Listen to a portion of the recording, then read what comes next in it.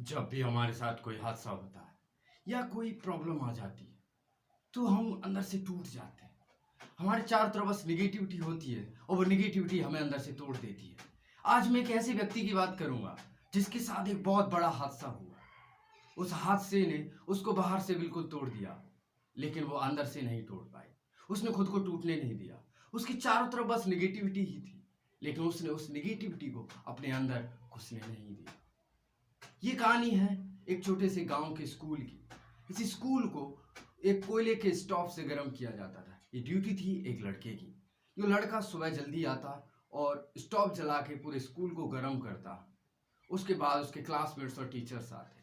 ये हर रोज होता, लेकिन एक दिन उसके क्लासमेट और टीचर आए तो उन्होंने देखा कि स्कूल में आग लगी हुई है और उस बच्चे को वहां से बाहर निकालते हैं तो उसके नीचे का हिस्सा बुरी तरीके से जला हुआ होता है। तो उसे पास के हॉस्पिटल में एडमिट कर दिया जाता है।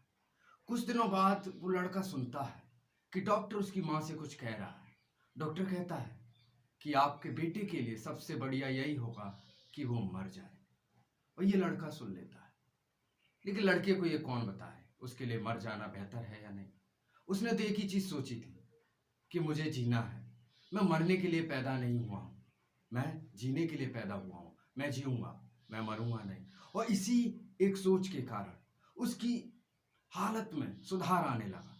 वो पहले से इंप्रूव करने लगा और ये एक तरह का करिश्मा ही था कि उसकी हालत पहले से बेहतर होने लगी।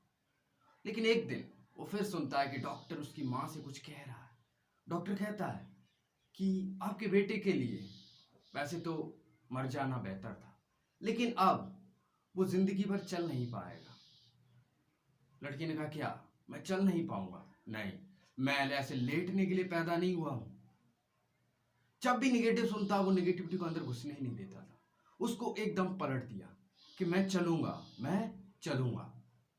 तो फिर धीरे धीरे उसकी हालत सुधरने लगी, लेकिन उसके नीचे का हिस्सा अभी भी अनकॉन्शियस था। उसका कोई कंट्रोल नहीं था उस पर। वैसे डॉक्टर सही भी था, क्योंकि उसके नीचे के थाई की ज्यादातर मसल्स जल चुकी थी, तो उसका चल पाना लगभग नामुमकिन था।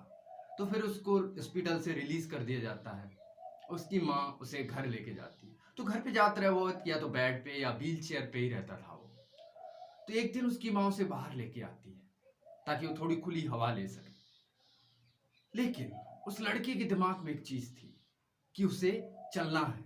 वो ऐसे व्हील चेयर पे बैठने के लिए पैदा नहीं हुआ, उसे चलना है। तो फिर क्या था, वो व्हील चेयर से खुद को नीचे पटक देता है। हाथों के बल खिसकते हुए फेंसिंग्स को पकड़ के चलने की कोशिश करता है।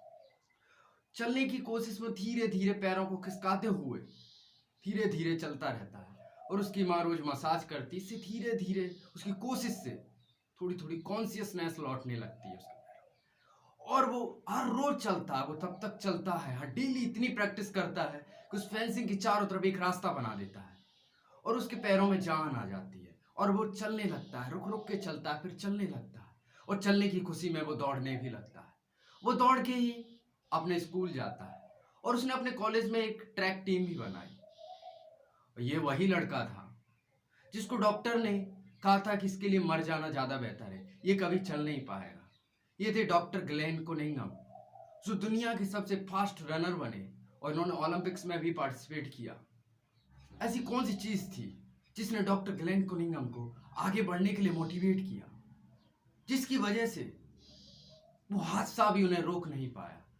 वो हमेशा आगे बढ़ने की सोची। दो चीज, पॉजिटिव थिंकिंग और सेल्फ बिलीफ। जब भी कभी भी डॉक्टर ने या समाज ने, उनके चारों तरफ के लोगों ने उनसे नेगेटिव कहा, उन्होंने उसको पलट दिया और पॉजिटिव कि मैं मरूंगा नहीं, मैं चलूंगा, मैं चलने के लिए पैदा किया हूं। यही पॉजिटिव सोच ने उन्हें रुकने नहीं दिया, इसी ने उन्हें आगे बढ़ने दिया। अगर हमारी जिंदगी में कभी भी कोई नेगेटिव सिचुएशन आती है या कोई हालात आते हैं तो बस निगेटिविटी को अपने अंदर मत घुसने देना और बस अपने आप पर विश्वास रखना। ये दो चीज हैं जो हमें कभी रुकने नहीं देंगे।